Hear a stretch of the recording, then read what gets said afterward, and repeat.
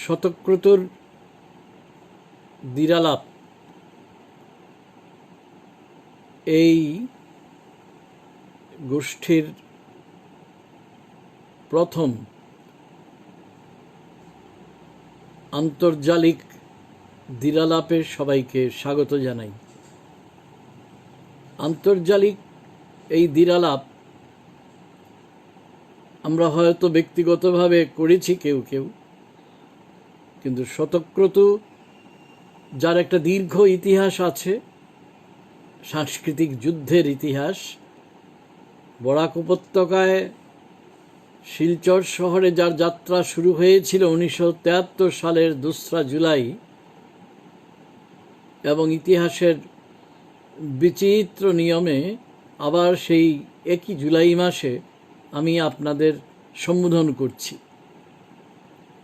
শতক্রতুর সূত্রপাত হয়েছিল, বুঝতেই পারছেন, কত বছর আগে। তপোধীর ভট্টাচার্য অর্থাৎ আমি এবং কথাশিল্পী মিথিলেশ ভট্টাচার্য, আমাদের দুজনের প্রচেষ্টায় এবং সেই সঙ্গে কথাকার রণবীর পুরকায়স্থ, কথাকার শেখর দাস, তাদের যোগদানে শতক্রতু এক সময়ে সংস্কৃতির আকাশে ডানা মেলে দিয়েছিল। তারপরে দীর্ঘদিন কেটে গেছে, অনেক সহযাত্রীদের আমরা পেয়েছি। শতক্রতু কখনোই ভোলেনি যে শিলচর শহরে 61 সালের 19 মে যেখানে 10 ভাই চম্পার একটি পারুল বোন মাতৃভাষার মর্যাদা রক্ষায় আত্মাহুতি দিয়ে নতুন ইতিহাস তৈরি করেছিল, আমরা সেই শিলচর থেকে যখন কথা বলছি, কিছু করছি, আমরা তো করছি বাংলা ভাষায়, বাংলা সাহিত্যের আঙিনায়। সেই জন্যে এক অখণ্ড অবিভাজ্য বাঙালি সত্তায় এবং বাঙালির সাহিত্যকৃতিতে দৃঢ় প্রত্যয় রেখে শতক্রতু যখন হাঁটি হাঁটি পা পা করে এগিয়ে গেছে তার প্রথম পর্বে, তো সেই সময়ে শতক্রতু নামটির মানে কি এটা অনেকেই প্রশ্ন করেছেন। পরে আমরা লিখিতভাবে এর জবাবও দিয়েছি। শব্দটা কিন্তু ঋগ্বেদ থেকে নেওয়া হয়েছিল। এর এমনি সাধারণ মানে অনেকে জানেন ইন্দ্র, কিন্তু শব্দের অর্থের গভীরে ঢুকতে হয়। আমরা যারা বাংলা ভাষা নিয়ে একটু চিন্তা ভাবনা করি, আমরা প্রত্যেকেই জানি। তো শতক্রতু মানে হচ্ছে অসংখ্য ভালো চিন্তা বা কাজ করতে যারা দৃঢ় প্রতিজ্ঞ, তারাই শতক্রতু। এই অর্থে শতক্রতু শুধুমাত্র তপোধীর ভট্টাচার্য, মিথিলেশ ভট্টাচার্য, রণবীর পুরকায়স্থ, শেখর দাসের মধ্যেই সীমাবদ্ধ নয়। যত দিন গেল আমরা ডানা মেলে দিলাম উত্তর পূর্বের আকাশেও। ত্রিপুরা থেকে আমাদের যারা লেখার জগতের স্বজন, তাদের সঙ্গে আমরা সম্পৃক্ত হলাম। কবি দীপক চক্রবর্তী ধর্মনগরে থাকতেন, সেখান থেকে তিনি সম্পৃক্ত হলেন, এবং তারই সঙ্গে কবি এবং কথাকার কিশোর রঞ্জন দে এবং দীপক দেব, দুর্ভাগ্য আমাদের, তিনি এখন প্রয়াত, দুলাল ঘোষ, অনুপ ভট্টাচার্য, আরও অনেক পরে আমাদের অনুজব প্রতিম, দেবব্রত দেব, আমরা সবাই কিন্তু শতক্রতুর পতাকার কাছাকাছি কিংবা শতক্রতুর পতাকা হাতে নিয়ে আমরা সমবেত হয়েছিলাম। শিলংয়ের আমাদের অগ্রজ কবি পীযূষ ধর, যিনি পাহাড়িয়া পত্রিকা সম্পাদনা করতেন, তাকে ভোলা যায় না, ভুলিনি আমরা, কখনো ভুলব না। আরেক কবি রমানাথ ভট্টাচার্য, তাকেও আমরা ভুলব না। ধীরে ধীরে শতক্রতু পত্রিকার একটা পরিচিতি হয়ে গিয়েছিল। প্রয়াত শ্যামলেন্দু চক্রবর্তী, যাকে আমি আমাদের এই অঞ্চলের গদ্য সাহিত্যের ভগীরথ বলে গণ্য করি, যার 19 কাগজে আমি, মিথিলেশ রণবীর, কবি দিলীপকান্তি লস্কর, যিনি তখন শিলচরে তার যৌবনের প্রথম বেলা কাটিয়েছেন, এখন তিনি করিমগঞ্জেই থাকেন, লালন মঞ্চ পত্রিকার সম্পাদক। অনেক কারণে তাকে আমাদের স্মরণে রাখতে হয় একজন সংস্কৃতি যোদ্ধা হিসেবে। আমরা সবাই কিন্তু পরস্পরের সহযোগী। প্রথম যখন আমরা শতক্রতু তৈরি করি, আমাদের কাছে পথটাও খুব যে স্পষ্ট ছিল তা নয়, কিন্তু পাথেও তাও আমরা কুড়িয়ে নিয়ে সংগ্রহ করে আমরা ধীরে ধীরে এগিয়ে যাচ্ছিলাম। যারা কবিতা লেখেন তাদের কবিতার মধ্য দিয়ে, যারা গদ্য লেখেন তাদের গদ্যের মধ্য দিয়ে। সেই সময় গদ্যের স্থাপত্য নিয়ে শতক্রতু সেই তরুণ বয়স যখন আমাদের, যখন তরুণ রচনার অগ্নি আমাদের উদ্দীপিত করছে, শ্যামলেন্দু চক্রবর্তীর প্রেরণা মাথায় নিয়ে, কবি শক্তিপদ ব্রহ্মচারীর প্রেরণা মাথায় নিয়ে, এবং আজও যিনি আমাদের সাহিত্য পত্রিকার সম্পাদক হিসেবে এক আশ্চর্য এক পরম্পরা তৈরি করে চলেছেন, কবি বিজিত কুমার ভট্টাচার্য। তার কেউ পরবাসী নয় প্রথম কবিতার বই বড় তাৎপর্যপূর্ণ। আমরা সবাই মিলে আমরা একটা বড় সড়ো সাহিত্য পরিবারের মধ্যে ছিলাম। ধীরে ধীরে গৌহাটিতেও অনেকে আমাদের সঙ্গে সম্পৃক্ত হলেন, আমরা সম্পৃক্ত হলাম বলা ভালো, কারণ আমি বারবার করে এই কথাটাই বলবো যে আমরা কেউ একাকী স্বয়ং সম্পূর্ণ নই, আমরা প্রত্যেকের সহযোগী সত্তা। এই সহযোগিতার ভাব নিয়ে শতক্রতু চলেছিল দীর্ঘদিন। তারপর জীবিকার প্রয়োজনে আমাকে শিলচর ছেড়ে চলে যেতে হলো, প্রথম গৌহাটি বিশ্ববিদ্যালয়ে, তারপর উত্তরবঙ্গ বিশ্ববিদ্যালয়ে ইত্যাদি। তারপরে যখন আসাম বিশ্ববিদ্যালয়ে ফিরে এলাম, তারও পরে কয়েক বছর কেটে গেল, ততদিন শতক্রতু বেরোয়নি।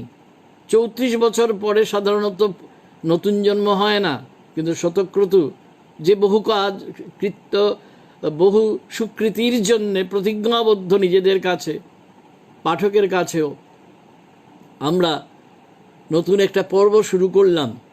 সেই পর্বেও আমাদের 6টি সংখ্যা বেরিয়েছে। তো শতক্রতুর কথা এই পর্যন্ত। শতক্রতু একটা নাম বটে, আবার শতক্রতু একটা প্রতীকও বটে।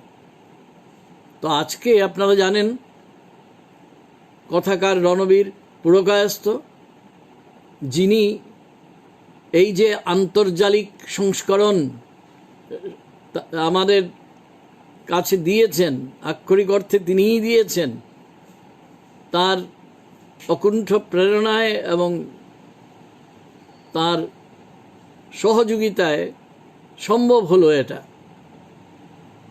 আরেকটি কথা বলে নিই,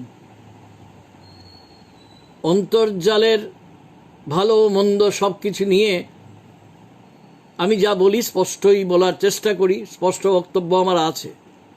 এটা একটি কথা যেটা প্রাক্কথনে রণবীর পুরকায়স্থ স্পষ্ট করে দিয়েছেন, যে আজকে যখন অতিমারিতে আমরা সবাই বিপন্ন, আমরা একটা ভুল করে একটা অসামাজিক দূরত্বের চলে যাচ্ছি প্রায়, কিন্তু যাব না, এটাও আমাদের কাছে প্রতিজ্ঞা। কিন্তু নিজেদের জন্যে, অর্থাৎ আমরা যাদের নিয়ে আমাদের জীবন, আমাদের এই পৃথিবী, তারা যাতে নিরাপদ থাকেন, সেই জন্যে আমরা বাধ্যতামূলকভাবে শারীরিক দূরত্বে আছি। এটা কোনো মতেই কোনো সোশিয়াল ডিস্টেন্সিং অর্থাৎ সামাজিক দূরত্ব নয়। সামাজিক দূরত্ব যদি আমাদের ঈপ্সিত হতো, তাহলে আমরা এই শতক্রতুর দ্বিরালাপ গোষ্ঠী শুরু করতাম না। সোজা ভাষায়, যখন সুদিন আসবে, আসবে নিশ্চয়, আজ না হয় কাল, না হলে পরশু, কিংবা তারপরের দিন, তখন আমরা আমাদের যাকে ইংরেজিতে প্রিন্ট মিডিয়া বলা হয়, সেইখানেই ফিরে আসব, কারণ এটাই আমাদের আসল জায়গা। কিন্তু এটা একটা সম্পূরক বা পরিপূরক, যেটা সময়ের দাবি বলতে পারেন, এই রকম একটা আয়োজন। তো এই আন্তর্জালিক আয়োজনে আমরা কি কি করতে চাই, চাই তো অনন্তই বলা যায়, অনেক কিছুই চাই। চেষ্টা করব যাতে প্রত্যেকের সহযোগিতায় পরামর্শে আমরা যা চাইছি সেটা যেন পূরণ করতে পারি। আমরা কি চাইছি? মূলত আমরা চাইছি সংযোগ, আরও ব্যাপকতর সংযোগ। সেই সংযোগের জন্যেই আমাদের কাগজের যে মাধ্যম, ছাপাখানার মধ্য দিয়ে আমাদের যে মাধ্যম তৈরি হয়েছে, যাতে আমরা অভ্যস্ত, আমরা যখন সময় আসবে, উপযুক্ত সময়, আমরা অবশ্যই আবার তাতে আবার ফিরে যাব। কিন্তু সঙ্গে হয়তো যেহেতু আমরা পৌঁছাতে চাই সবার কাছে, এই আন্তর্জালিক মাধ্যমটাও আমরা যথাসম্ভব কাজে লাগাবার চেষ্টা করব। আমরা প্রথম থেকে যেটা ভেবেছি যে অনেক গোষ্ঠী তো আছেন, থাকুন, কারণ আকাশে অনেক নক্ষত্র আছে এবং এক নক্ষত্র আরেক নক্ষত্রের খুব পাশাপাশি মনে হয় বটে, কিন্তু তাদের মধ্যে কোনো দ্বন্দ্ব নেই, সংলগ্নতা আছে। আমরা কল্পনাও করতে পারবো না এতটা মহাজাগতিক দূরত্বে ওরা পরস্পর থেকে আছে, তবু তো এরা পরস্পরের সংলগ্ন এবং সহযাত্রী।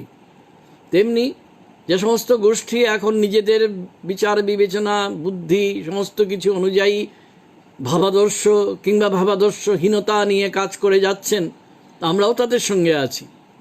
তবে ওই যাকে বলে ইংরেজিতে সিগনেচার, সাধারণ অর্থে যে সই করা বলি সে অর্থে নয়, তাত্ত্বিক অর্থে সিগনেচার, অর্থাৎ যেখানে আমাদের অভিজ্ঞান স্পষ্ট হবে। সেটা কি? যে শতক্রতু শুধুমাত্র গল্প কবিতা প্রবন্ধের সমাবেশ মাত্র নয়, সে নতুন একটা চিন্তা চর্চার দিকেও সবাইকে প্রাণিত করে চলতে চায়।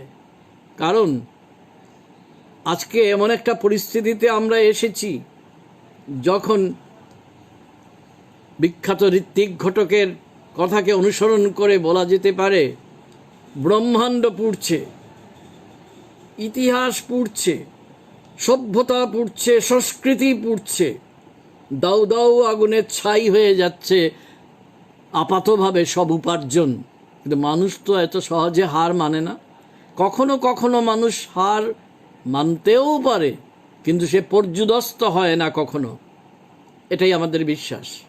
সেই জন্যে মনে হলো যে আমরা যে লেখালেখি করি, আমরা যাকে সাহিত্য বলি, লিটারেচার বলি, সেই লিটারেচার না বলে সাহিত্যের মধ্যে বড় বেশি প্রাতিষ্ঠানিকতার গন্ধ থাকে। এটা নিয়ে উপযুক্ত সময়ে আপনাদের সঙ্গে নিশ্চয়ই কিছু কথা বিনিময় করব, কারণ ভাব বিনিময়ের জন্যেই তো এই আয়োজন। কিন্তু তার বদলে একটা এক্রিচার, ফরাসি ভাষায় লেখা, অর্থাৎ সাহিত্যের প্রাতিষ্ঠানিকতাকে যতদূর সম্ভব এড়িয়ে গিয়ে সময়ের স্বর এবং অন্তঃস্বরে খচিত লেখা, এক্রিচার বলে ফরাসি ভাষায়। তো সেই এক্রিচার বা লেখায় আমরা পৌঁছতে চাই, যা জীবনেরই মতো সজীব, টাটকা এবং চিরকালই নিজেকে নতুন করে তোলে, সেই রকম। তো এটা করতে গেলে আমরা কেন কি করছি নিজেদের কাছে তো স্পষ্ট হওয়া দরকার। এবং এই স্পষ্টতা হতে পারে তখনই যখন আমরা নিজেদের মধ্যে, না হয় আন্তর্জালিকই হলো, কিন্তু আমরা ভাব বিনিময় করব। ভাবনা বিনিময়ের সূত্রে আমরা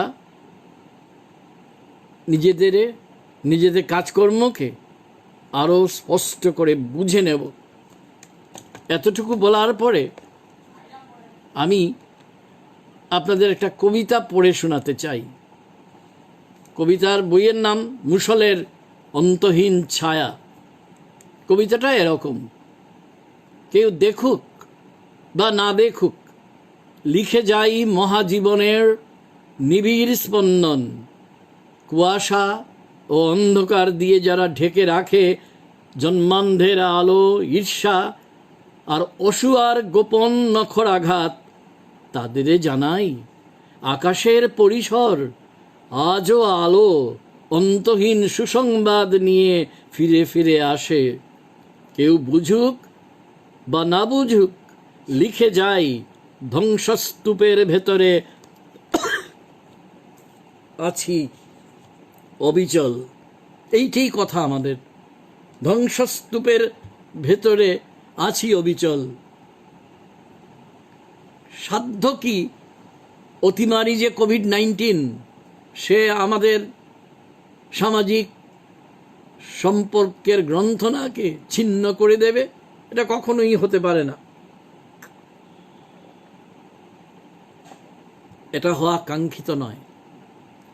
আমরা যাকে লেখা বলতে চাই, যেখানে আমরা পৌঁছানোর জন্যে চলেছি, যেখানে যাত্রাটাই সবচেয়ে গুরুত্বপূর্ণ, কারণ গন্তব্যটা নয়। কারণ গন্তব্য বারবার বারবার পাল্টে যেতে পারে। যাত্রা যেন অক্ষুণ্ণ থাকে। আমরা একটা কিছু আরম্ভ করছি, অবশ্যই নিত্য নতুন আরম্ভের তো শেষ নেই কোনো। আমরা এই জন্যে ওই তত্ত্বগুরু সংবাদ নামে আমার সহযাত্রী এবং বন্ধু রণবীর পুরকায়স্থ যেটা ঘোষণা করেছিলেন আমাদের এই পেইজে, যে তত্ত্বগুরু সংবাদ নিয়ে আসবো, এবং এইটে আমি আজ সূচনা করলাম।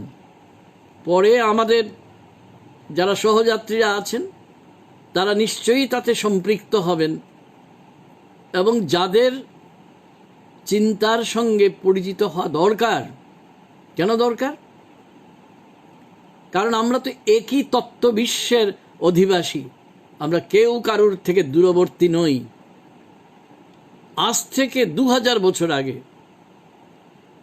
খ্রিস্টীয় প্রথম শতাব্দীতে, লাতিন ভাষার বিখ্যাত নাট্যকার এবং কথাকার কবি টেরেন্স লাতিন ভাষায় বলেছিলেন, হুমসুম হুমেনি নীলামে আলিয়ে নাম পুতো, মানে মানুষ আমি, মানুষের পৃথিবীতে কোনো কিছুই আমার থেকে দূরবর্তী নয়। এই যে কথাটা, এটা আচার্যা সুকুমারী ভট্টাচার্য,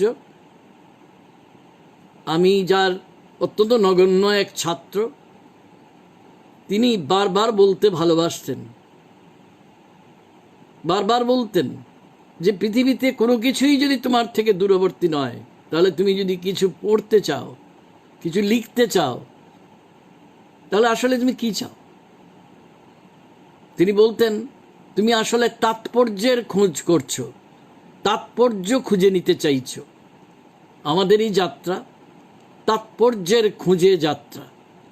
আমরা যে লেখালেখি করি, হতে পারে আমরা শিলচরে আছি, করিমগঞ্জে আছি, আগরতলায় আছি, ধর্মনগরে আছি, কুমারঘাটে আছি, আমাদের শ্রুত পরিবারের তরুণ অনুজ বন্ধু গোবিন্দের মতো, গোবিন্দ ধরের মতো, কিংবা আছি গৌহাটিতে, আছি গৌহাটি থেকে আরও খানিকটা দূরে ডিমাপুরে আমার অগ্রজ, অবশ্য উনি দেবাশিস দত্ত, এটি পত্রিকা সম্পাদনা করেছেন দীর্ঘদিন। কিংবা হতে পারে আমার ছাত্রও সে, এবং সে গল্পকার প্রাবন্ধিক জ্যোতির্ময় সেনগুপ্তের মতো। কিংবা আমাদের সবার প্রিয় কথাকার দেবীপ্রসাদ সিংহের মতো, কুমার অজিত দত্তের মতো গৌহাটিতে আছেন। কিংবা ধরা যাক যাপন কথার জন্য যার নাম আমরা জানি, ডাকসাইটে কথাকার কান্তারভূষণ নন্দীর মতো। কিংবা বাংলাদেশের বিভিন্ন অঞ্চলে, ঢাকা, চট্টগ্রাম, সিলেট, বগুড়া, কিংবা বরিশালের যেমন হেনরি স্বপন কবি, তার মতো। কিংবা ধরা যাক সৈকত রক্ষিত, যিনি পুরুলিয়ায় বসে অসাধারণ সব কাজ করে চলেছেন, বাংলা গদ্যের সেবা করে চলেছেন, বাংলা গদ্যের শুশ্রূষা করে চলেছেন বলা ভালো। তারা আমাদের আগে যারা ছিলেন, আমাদের পরে যারা এসেছেন এবং আরও আসবেন, আমরা সবাই একই কাতারে দাঁড়িয়ে আছি, এবং আমরা মনে রাখছি যে আমরা এক অখণ্ড এবং অবিভাজ্য বাংলা সাহিত্যের আমরা তীর্থযাত্রী এক একজন। আমরা প্রত্যেকের কাছে দায়বদ্ধ। কোথাও না কোথাও তো আরম্ভ করতে হয়। তো এই আরম্ভ করা নিয়ে পৃথিবী বিখ্যাত কবি সবারই প্রিয় সম্ভবত, এবং সেই সঙ্গে চমৎকার প্রাবন্ধিক টি.এস. এলিয়টের বহু পঠিত 4 কোয়ার্টেটস, 3টি পংক্তি আমি শোনাতে চাই যারা আজকে শুনছেন এবং দেখছেন। What we call the beginning is often the end, and to make an end is to make a beginning. The end is where we start from. ঠিক, যাকে মুহানা ভাবছি সেটা হয়তো উৎসেই লুকিয়ে আছে। সেই দিক দিয়ে দেখতে গেলে উৎস থেকে মোহানা অববাহিকা হয়ে যে মোহানার দিকে যাত্রা, সেই মোহানায় পৌঁছে আবার উৎসের দিকে ফিরে তাকাতে হয়, কোন অববাহিকা দিয়ে এলাম। এর নামই তো সাহিত্য। এই জন্য বলেছিলাম এটা একটা পর্যটন কথা, আমাদের সত্তার পর্যটন। তো এই যে সত্তার পর্যটন, এটা আমাদের বুঝিয়ে দেওয়ার জন্যে পৃথিবীর কত মনস্বী চিন্তাবিদেরা আমাদের চেষ্টা করে গেছেন আমাদের কাছে পৌঁছানোর জন্য। শুধু যে প্রতীচ্যের যারা চিন্তাবিদ তারা আছেন তা তো নয়। আমাদের দেশ সেই অ্যারিস্টটল, প্লাটো, লঙ্গিনাসের সময় থেকে হোরেস যিনি আর্স পোয়েটিকা লিখেছিলেন, ইমানুয়েল কান্ট যিনি ক্রিটিক অফ জাজমেন্ট লিখেছিলেন, এবং নাম করে তো শেষ করা যাবে না। আমাদের দেশে দেখুন তো, খ্রিস্টপূর্ব 4th শতকের আচার্য ভরত নাট্যশাস্ত্র লিখেছিলেন। তারপরে তো এক দীর্ঘ পরম্পরা, বরণীয় পরম্পরা, কত তাদের নাম বলবো। আচার্য দণ্ডী আছেন, কাব্যাদর্শ লিখেছিলেন। আচার্য আনন্দবর্ধন ছিলেন, ধন্যালোক লিখেছিলেন। তাদেরও আগে আচার্য ভামহ ছিলেন, তিনি অলঙ্কার সূত্র লিখেছিলেন। এবং তারপরে বিশ্বনাথের সাহিত্য দর্পণ আছে, জগন্নাথের রসগঙ্গাধর আছে, এবং আমাদের এক বিখ্যাত বাঙালি রূপ গোস্বামী, তার বইও তো আছে, একাধিক বই আছে। এই সবই আমাদের অল্প বিস্তর জানতে হবে বই কি, তো সব তো একসঙ্গে সম্ভব হয় না। তো আমরা এই জন্যে ভাবলাম যে আমাদের এই যে পেজে মাঝে মাঝেই নিজের কবিতা পড়বেন, কেউ হয়তো সেই কবিতা নিয়ে কিছু কথাও বলবেন। আমাদের গল্পকার বন্ধুরা তারাও নিজেদের বাছাই করা গল্প পড়বেন এবং গল্প নিয়ে কিছু কথা বলবেন। এছাড়া আমরা ইতিমধ্যে ভেবে রেখেছি, আপনাদের পরামর্শও চাই, সেই জন্যে আমরা তেমন কবি এবং কথাকারদের সঙ্গে সাক্ষাৎকার ভিত্তিকও কিছু আমরা এই রকম আয়োজন করব।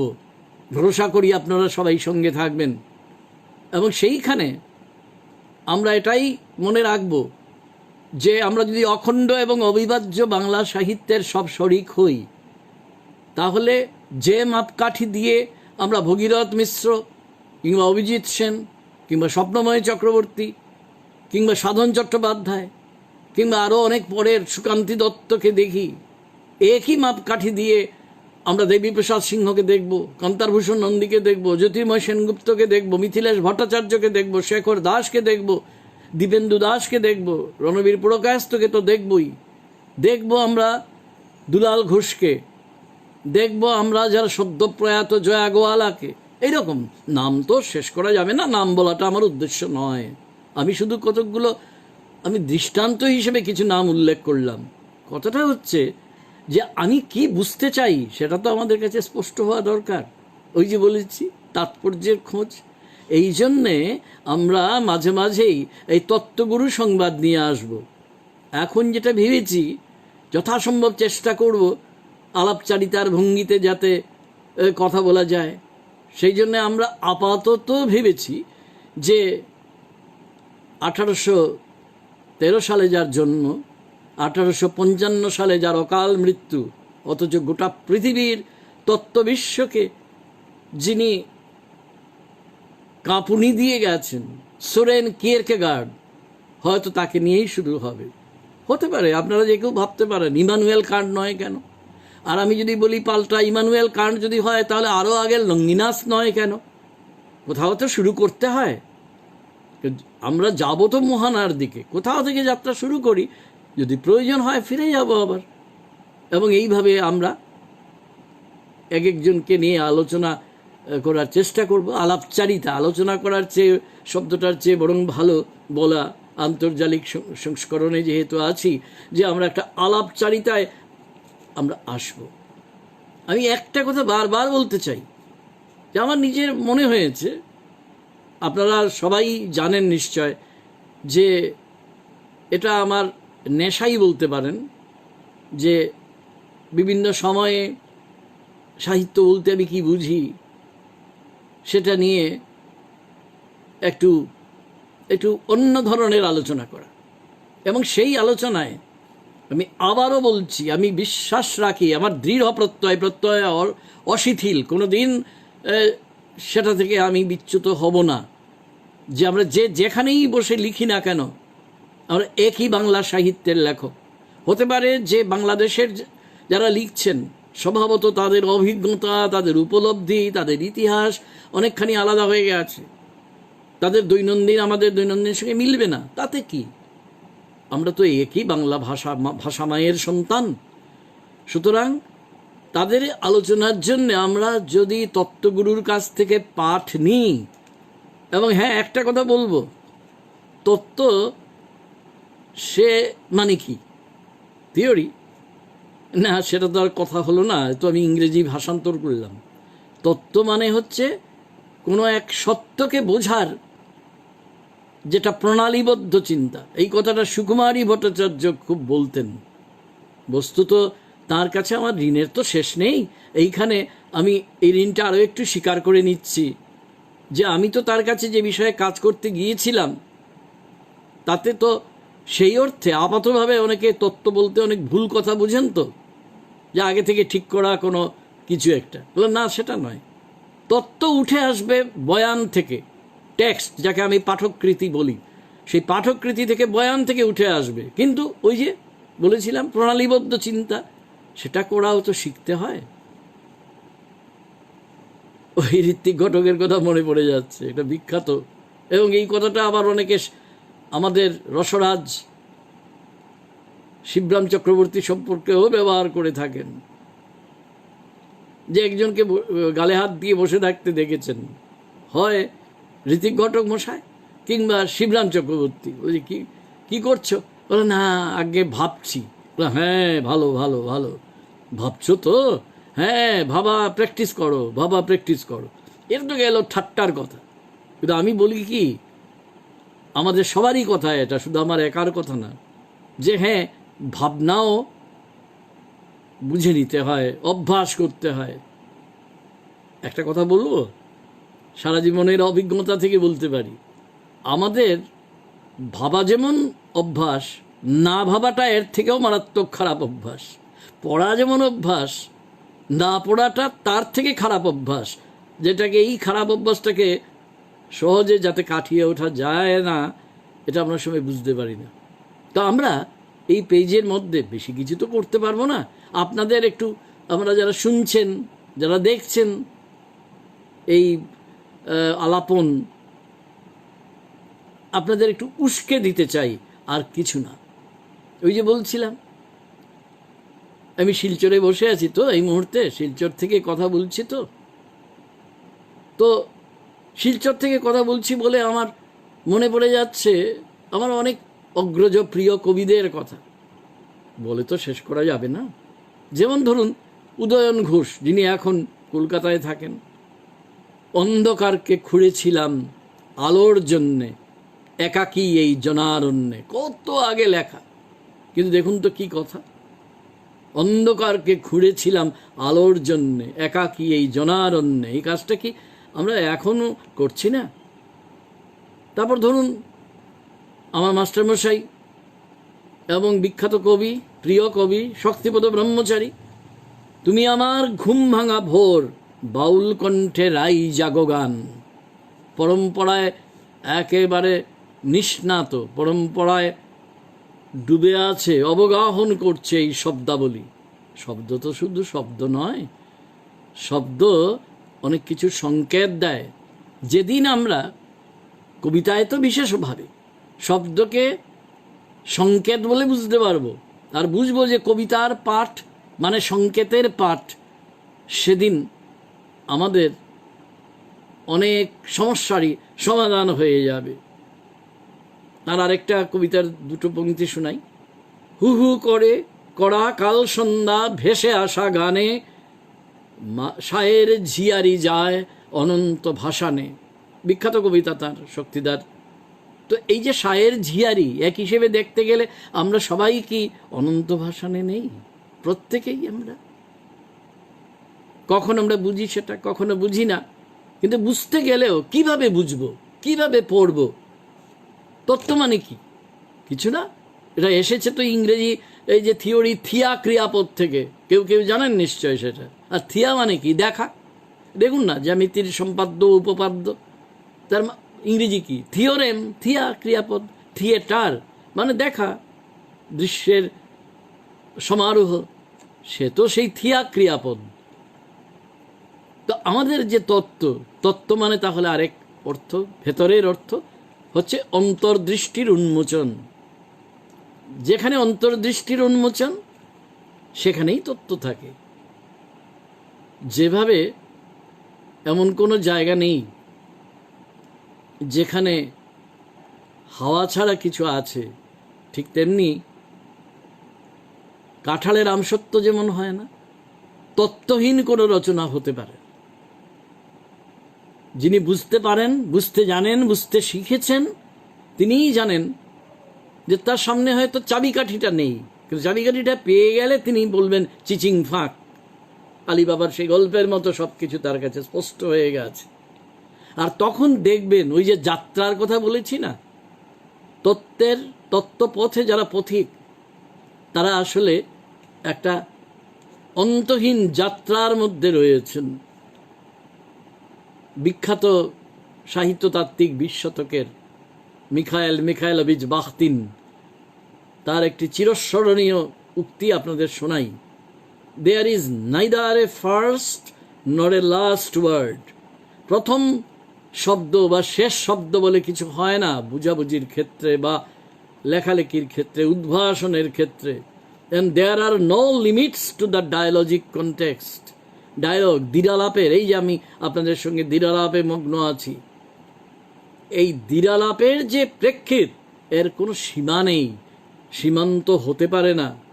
ইট extends to the boundless past. কবে থেকে শুরু হয়েছিল তার যাত্রা? অতীতের কোনো এক গহন কোণা থেকে কে জানে। আর বাউন্ডলেস ফিউচারে পর্যন্ত সেটা চলবে।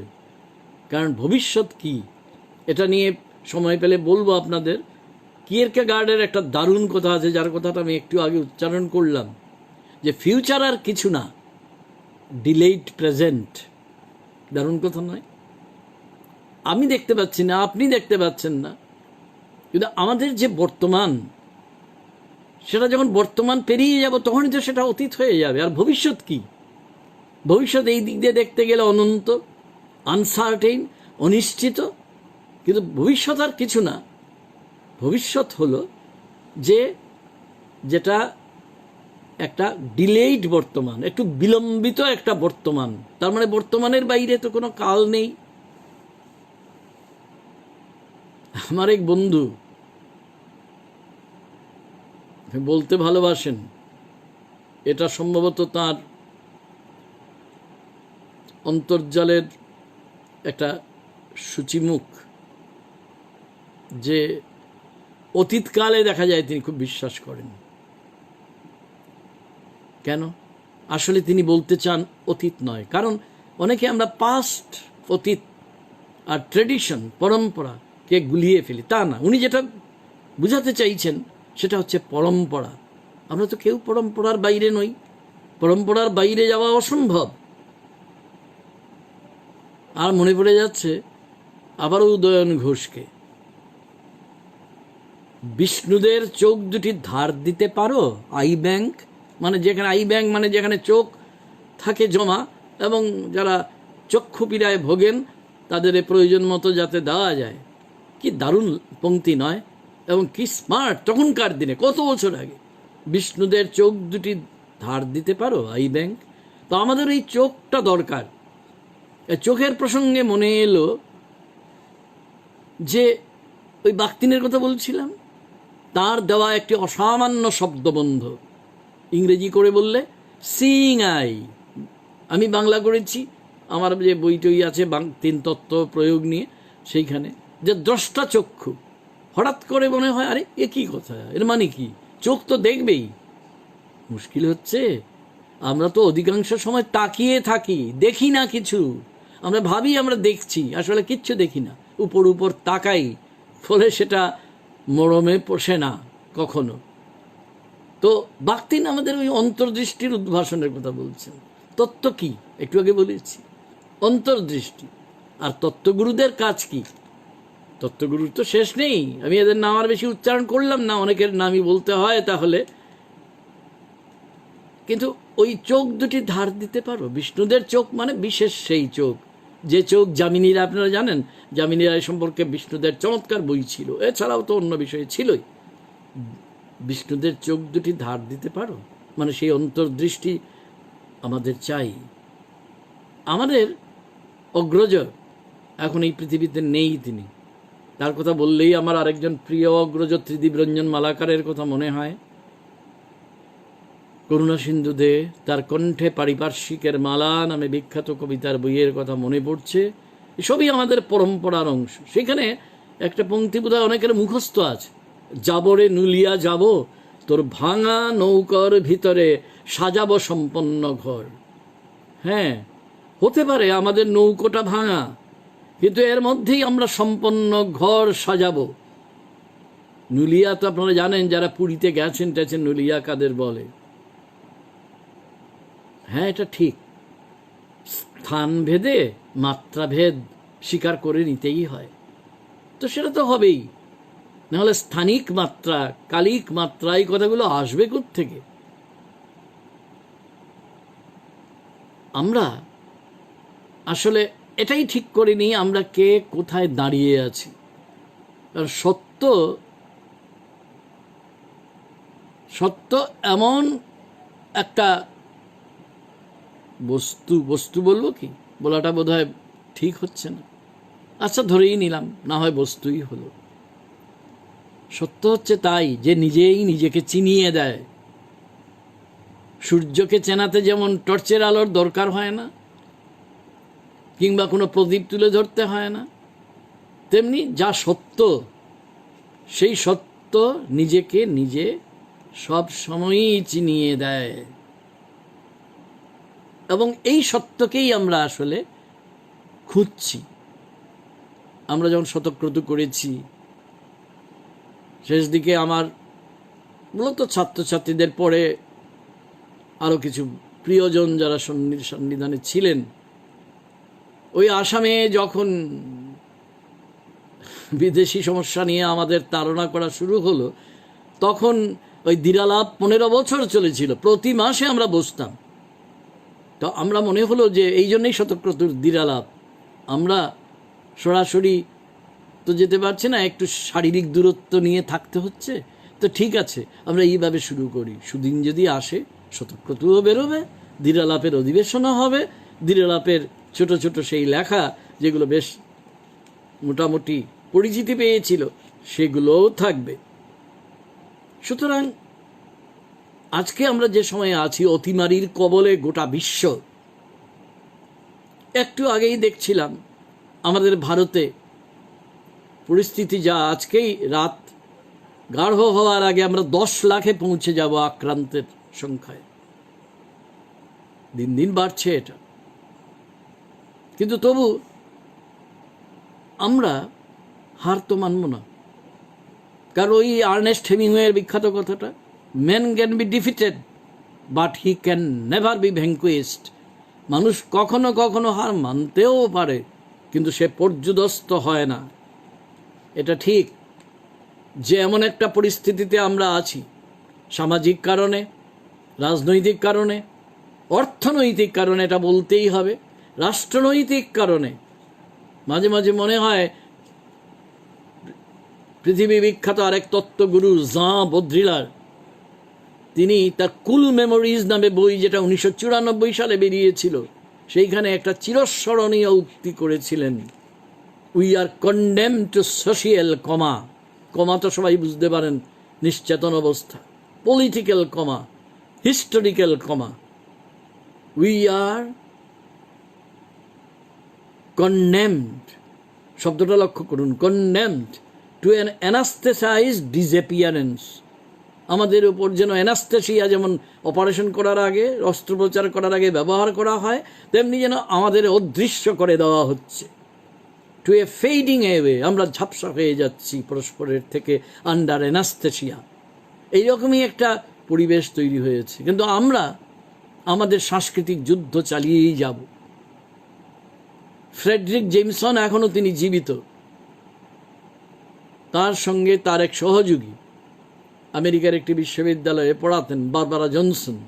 তার একটি কথা আমার প্রায়ই মনে পড়ে, সেটা হচ্ছে এই, যে আমরা আসলে একটা যুদ্ধক্ষেত্রের মধ্যে আছি। আমাদের লেখা, আমাদের চিন্তা সবই যুদ্ধ, এবং যুদ্ধের অস্ত্রে আমাদের শান দিতেই হয় শিল্পের প্রত্যহে, লেখালেখির প্রত্যহে, চিন্তনের প্রত্যহে, ভাবনার অন্তরলোকে আমাদের শান দিতেই হয়। শতক্রতুর দিরালাপ ভাবনায় শান দেওয়ার জন্যেই কিন্তু এই আন্তর্জালিক দুরালাপের, কিন্তু দুরালাপ হলেও তার দিরালাপ তার ব্যবস্থা করেছে।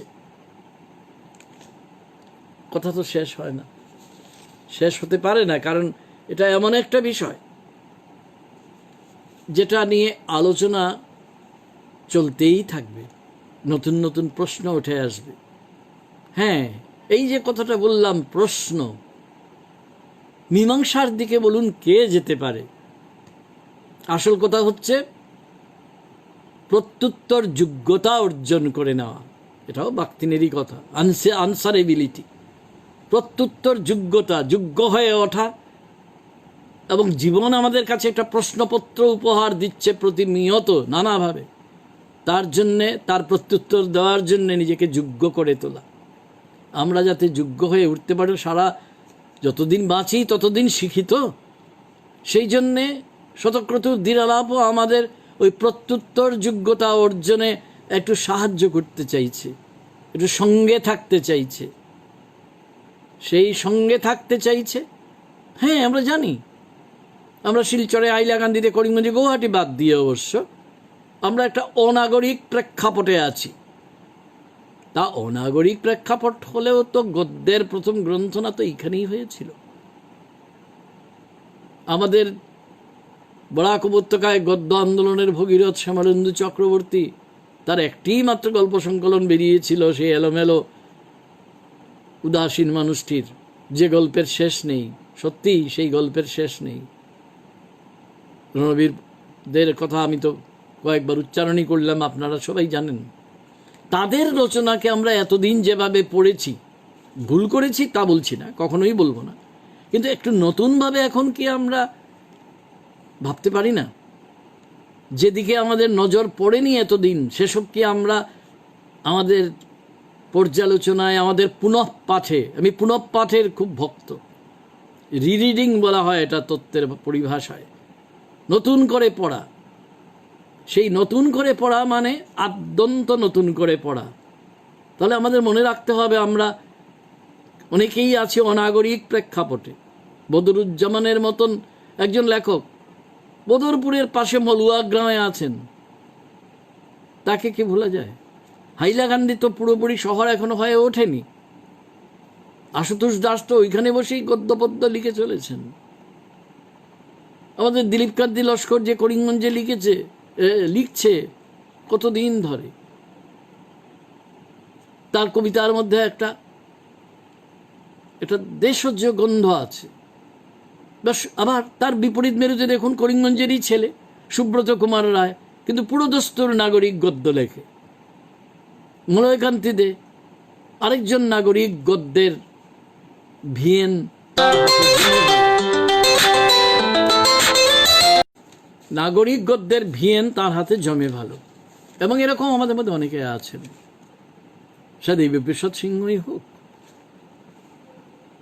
কিংবা আমাদের কান্তারি হোক, আমাদের নতুন যারা লিখিয়ে। আরেকটা জিনিস লক্ষ্য করুন, সেই অনুরূপা বিশ্বাস যার সঙ্গে আমাদের তেভাগা আন্দোলনের অত্যন্ত গভীর সংযোগ ছিল, যা তাকে জীবনকে নতুন করে গড়েছে।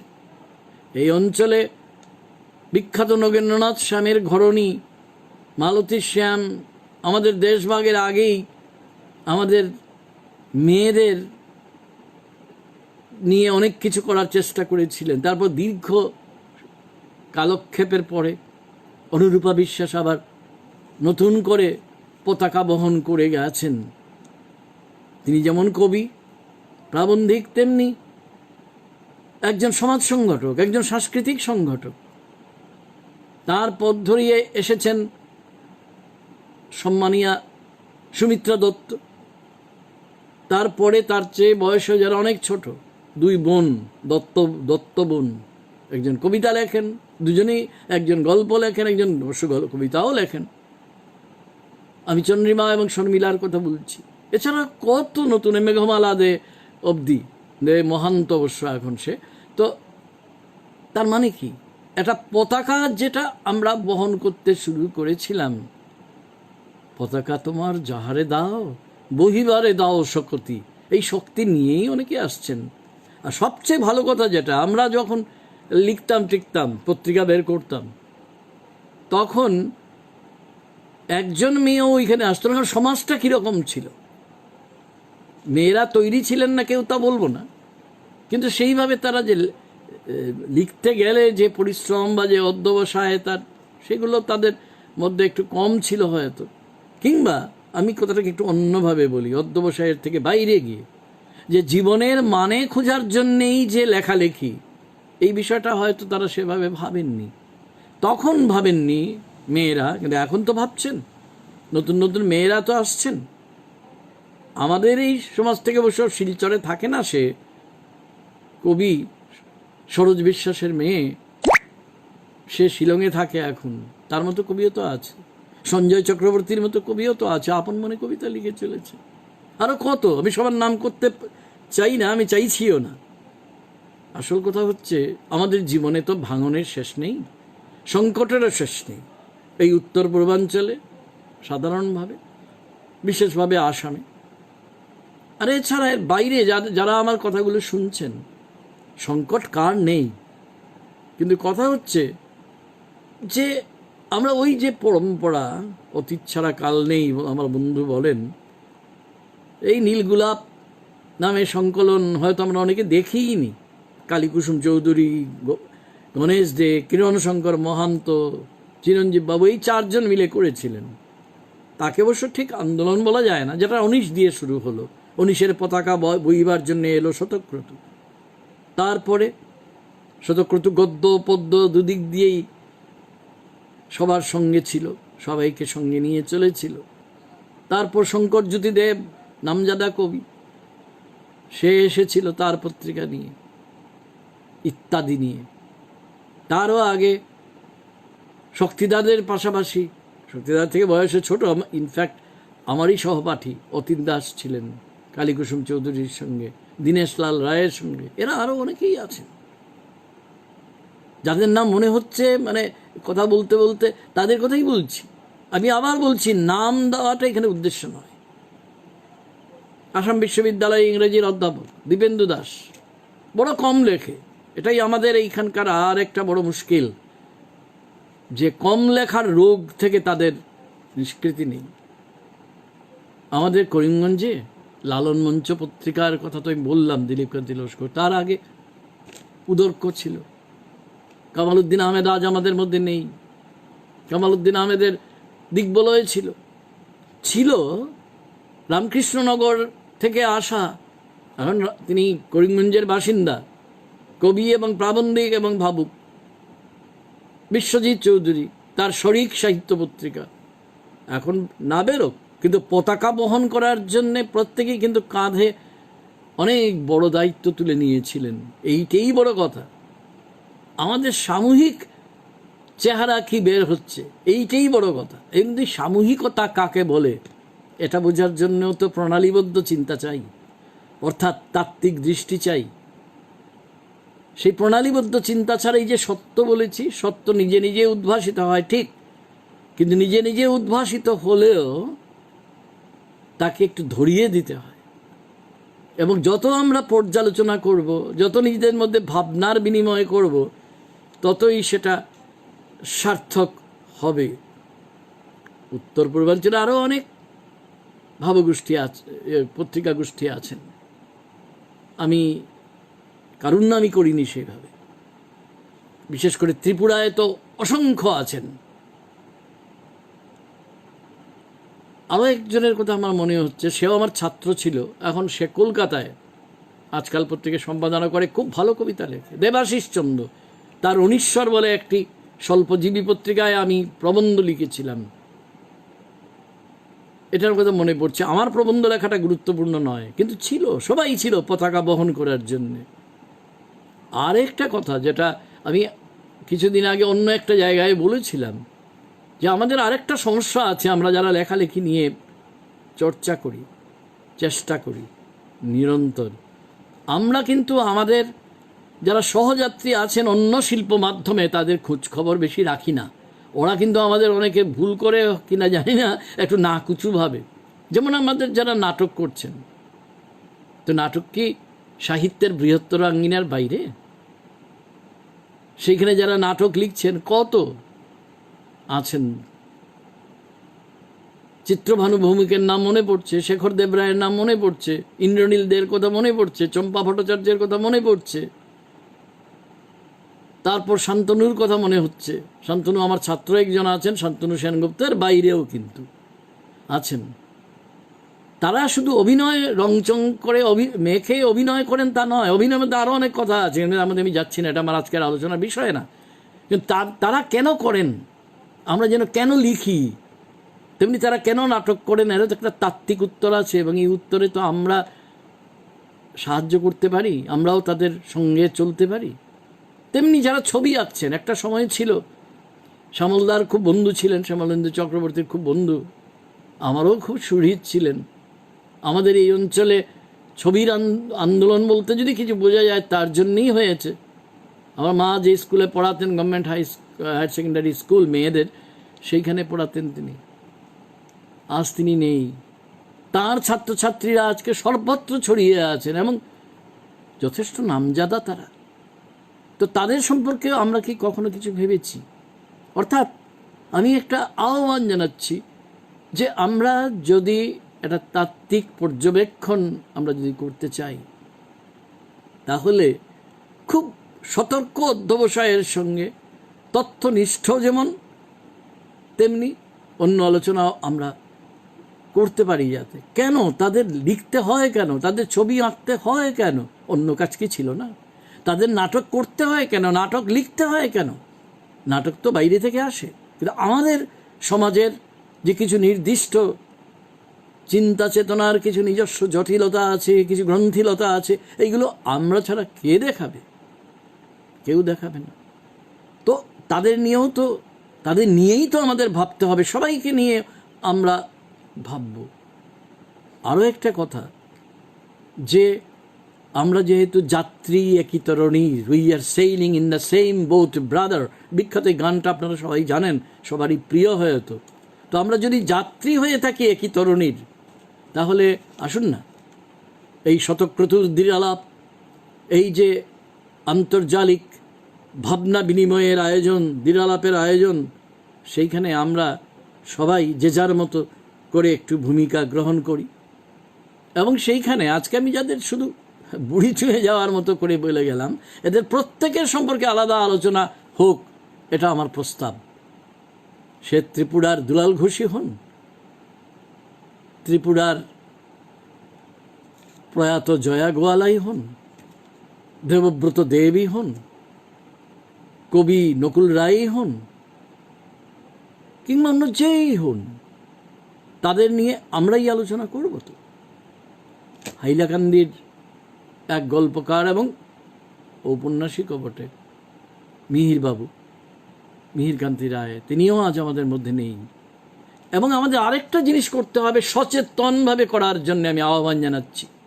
যেহেতু আমি আবার কথাটা পুনরাবৃত্তি করছি, এই জন্য মাপ চেয়ে নিচ্ছি, কারণ কথাটা পুনরাবৃত্তি করতেই হবে আমাকে, যে আমরা যেহেতু একটি অখণ্ড অবিভাজ্য বাংলা সাহিত্যের আমরা যাত্রী, একই তরুণীর, তাই আমরা যেন এলোমেলোভাবে এবং নিতান্ত খণ্ডিতভাবে কিছু না দেখি। খণ্ড দৃষ্টির কোনো মানে হয় না।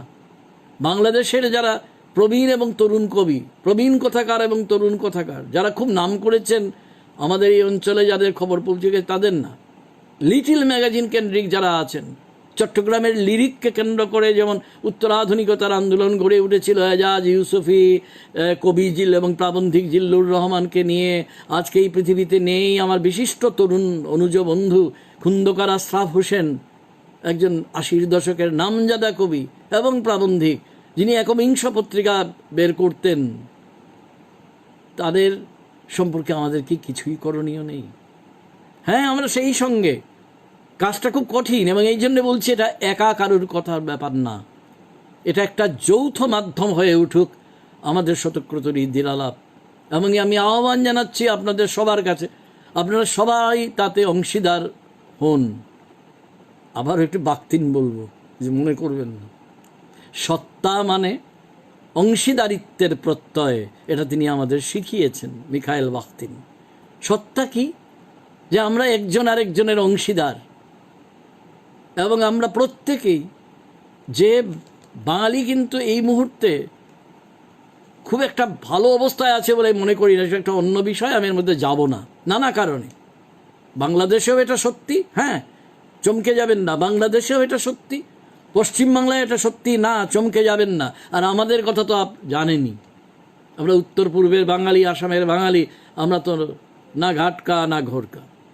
তো এইগুলোকে মেনে নেব, আমি সেটা বলছি না, আমি শুধু বলছি এটা তো একটা লড়াই, এটা সাংস্কৃতিক যুদ্ধ, ব্যাপারটাকে ওইভাবে দেখা উচিত। এটা শুধু সময় কাটছে না, অতএব চলো আমরা কিছুক্ষণ এসে কিছু কবিতা পড়ি, কিছু গান শোনাই, কিছু নাটক করি, আর এই, সেটা না, অনেক গভীরভাবে সবাইকে নিয়ে চলতে হবে, যাতে আমাদের নৌকোটা প্রায় বিখ্যাত খ্রিস্টান মিথোলজি অনুযায়ী নোয়াজ আর্ক, সেই যে মহাপ্রলয়ের সময় নোয়া সবাইকে নিয়ে চড়ে বসেছিল, এই বিখ্যাত সেই বিরাট নৌকোয়, তেমনি আমরা যে নৌকোয় যে যাত্রী, একই তরুণীর, সেটা আমরা সবাইকে নিয়ে থাকব।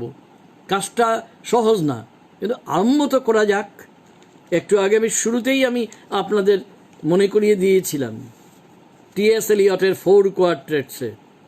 আরও একবার, মহানা তো হয় না, আমি কোথাও একটা শেষ করতে হবে, তাই আমি বরং যেখান থেকে শুরু করেছিলাম সেইখানেই ফিরে যাওয়ার চেষ্টা করছি। মনে পড়ছে তো সবার ভাগীরথীর উৎস সন্ধানের কথা? নদী, তুমি কোথা হইতে আসো? মহাদেবের জটা হইতে। তারপর একেবারে শেষে কি ছিল? নদী, তুমি কোথায় ফিরিয়া যাও? মহাদেবের পদতলে।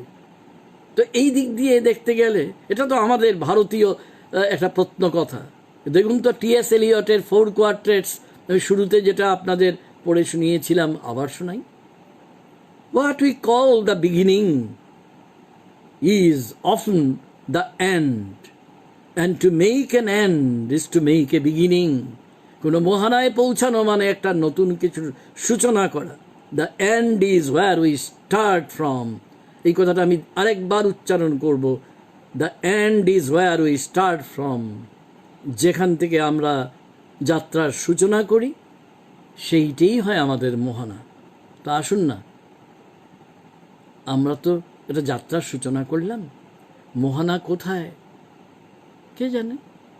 তো চলুক না যাত্রা, সবার চেষ্টায়, সবার উদ্যোগে, সবার সহযোগিতায়, পরস্পরের সহযোগী সত্তা হয়ে ওঠায় আমরা একটা নতুন সাংস্কৃতিক এবং নান্দনিক, আজকাল তো সবাই ভাবাদর্শ শব্দ শুনলে আটকে ওঠে, আমি কিন্তু সেটার নামেই আপনাদের আহ্বান জানাচ্ছি, একটা নতুন সাংস্কৃতিক, অপরাজেয় যে সাংস্কৃতিক এবং নান্দনিক ভাবাদর্শের ভিত্তিতে আমরা দাঁড়াই পরস্পরের কাছে, কারণ আমরা যারা বাংলা ভাষায় কথা বলি আমাদের জন্যে খুব বড় এক প্রত্যাহ্বান এসেছে এখন।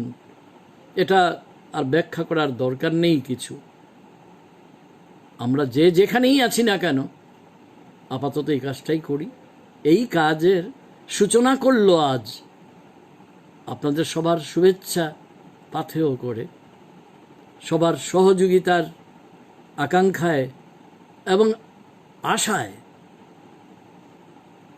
প্রেরণায় উদ্দীপিত হয়ে শতক্রতুর দিরালাপ।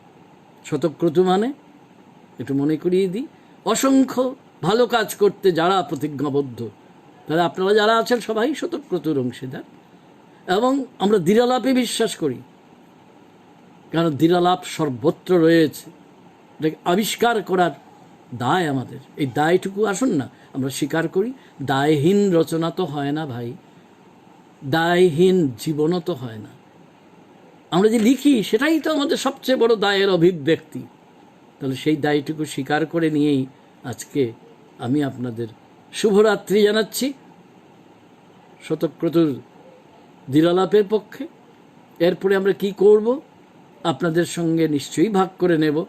আপনারা সবাই ভালো থাকুন এই অতিমারির দিনে। সাধ্য কি অতিমারির বিষ বীজাণু আমাদের স্পর্শ করে, কারণ আমরা প্রত্যেকেই একজন মৃত সঞ্জীবনী। ধন্যবাদ এবং নমস্কার ভাই, এবং যারা বয়সে ছোট তাদের সবাইকে অনেক অনেক ভালোবাসা। আজকে আপাতত এই পর্যন্তই।